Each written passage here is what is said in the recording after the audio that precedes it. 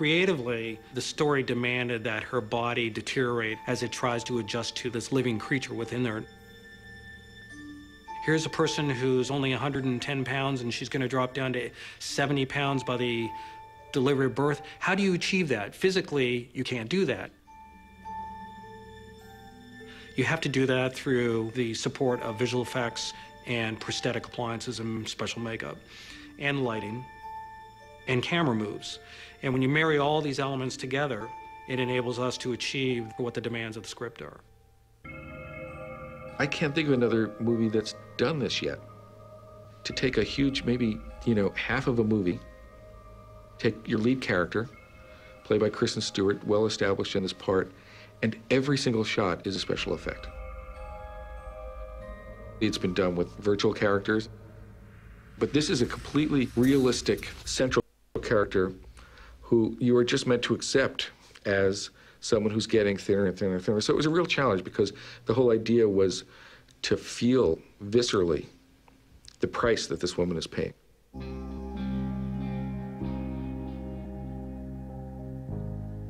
We storyboarded all these scenes, and then I started thinking of all these different techniques, and to have people wearing helmets and doing motion capture faces, and this would slow production down an incredible amount. The budget would go through the roof, and it's like, it's got to be a simpler way. Lola specializes in digital cosmetics. We say we're digital cosmetic surgeons. We make, eye bags go away.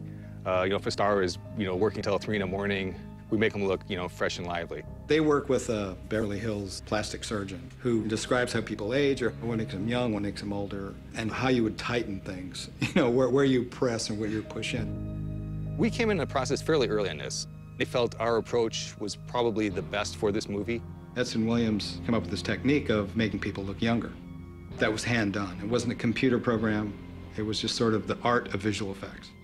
That technique was used in Benjamin Button and recently Social Network. So Edson said, no, we just need 2 cameras. Just give me a 45-degree angle view of their face, and we could figure out a way to do this. The real trick to making her look, thin is seeing the actual structure of her skull underneath her face. And we've actually developed a whole new technique just specifically to accomplish that. We call it shrink wrap. It actually has to do with taking the scan of the original Kristen Stewart. We could then shrink wrap the texture onto the amazing one. I wouldn't say it's groundbreaking, but it was a clever technique, and it's really allowing us to get through these shots.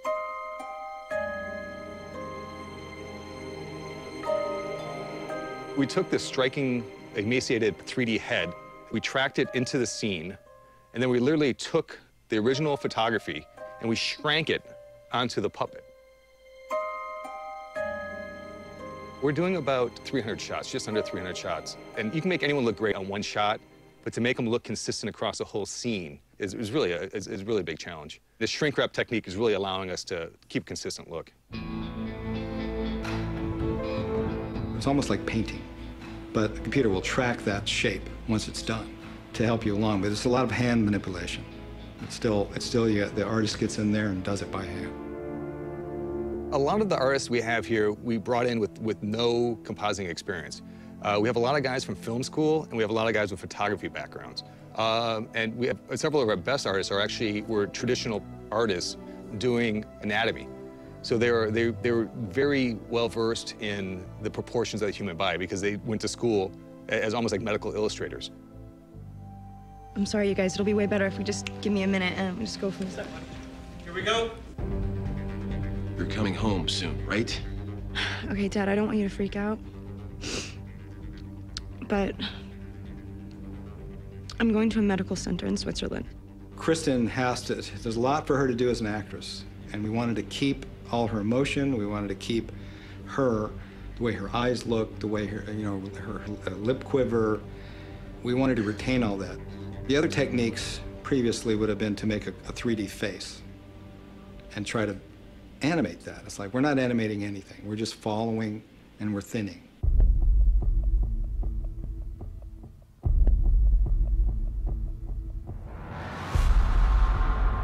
Well, I've always been an advocate of integrating practical effects and then being enhanced with visual effects.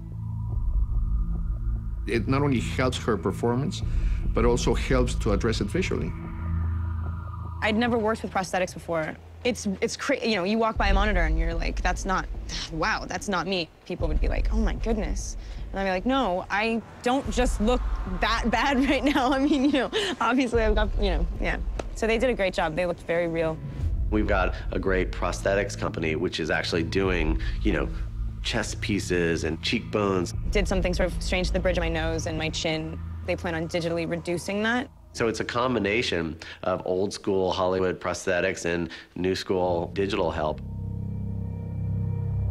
Once we see her like this, it starts this process of disintegration, of her becoming weaker and thinner. And Kirsten's you know, she's very thin on her own, but this is an emaciation thing. We had phase 1, 2, and 3. Stage 1, we see dark under her eyes and she gets thinner. In the second stage, these bones protrude more. These bones start to protrude. Obviously, then it gets more extreme. Phase 3, she weighed 65 pounds. It's definitely very strange considering we did most of the movie when she gets looking progressively worse and worse and worse. It was actually quite moving to see her look as haggard and destroyed as she did. I'm not gonna lie, you're hideous. The initial direction we're given for the emaciation of Bella was fairly extreme. It was pretty gaunt, her eyes were deep, and we got pretty close, we achieved it. And then they started dropping the shots, and the reaction was like, ah! And you know, based on the, like, holy cow, you know, she looks really bad. So they said, give her a few cheeseburgers and bring the shots back to us. Original, latest, original, latest. Boy, it's really subtle. When it works, you've got it right. It's really all the time this fine edge. All the notes are the same. It's just most of a artistic eye saying, you know what, I know this is correct, but she still looks too, her face looks wide. Yeah.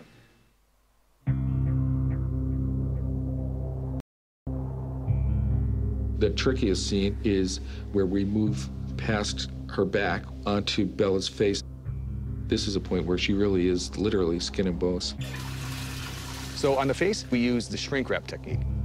For the whole body shot, we ended up using a full CG body. And then you attach the skin to it. So then you can make this 3D model move around. So it's a much more complex than the facial shrink wrap thing that we did. But it's really the only way to do a full body. There's no shrink wrap trick for the full body.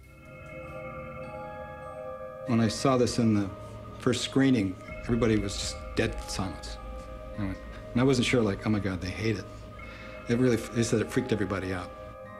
That's the moment. It's like, okay, you really get it. You realize she's dying. Okay, we're gonna look at it, Kristen.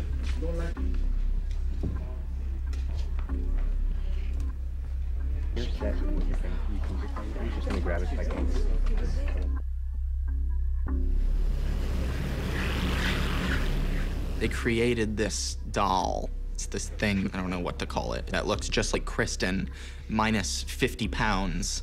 It made it a lot easier to be concerned. We had to look at this puppet and it was just awful and really emaciated and it's kind of creepy. The description in the book of sort of when she stands and drops the blood and her back breaks in an unnatural way and her legs splay out, well, that's just something you can't accomplish with an actress.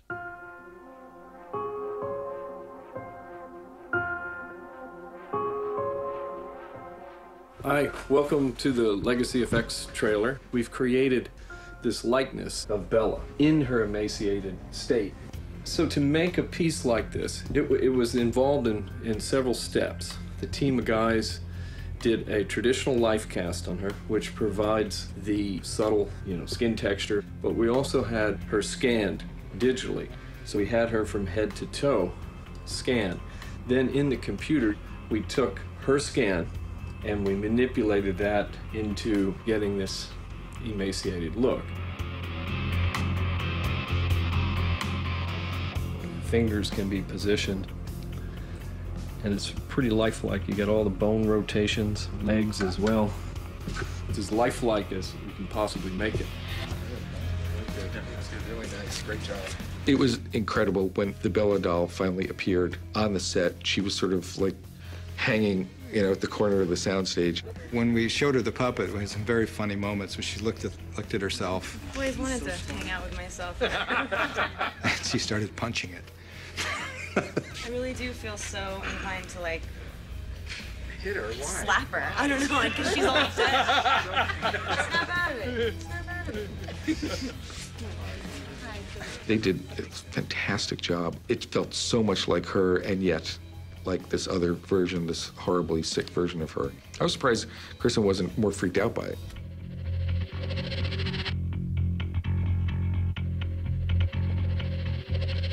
So it's 3, 2, 1, action. Drop, yeah.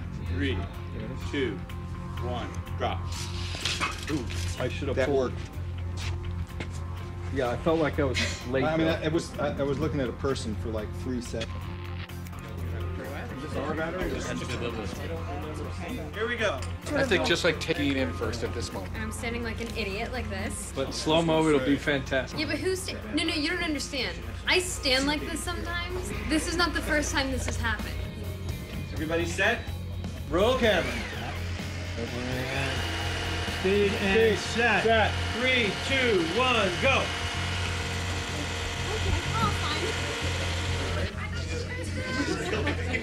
Generally, when I've worked with dummies before, they're not at all human-like. But this one looks just like Kristen and is smushy and feels like a human. It's all like upsetting, a little upsetting. Go. It's really disturbing seeing her like fall in really unnatural positions. It's gonna look fantastic.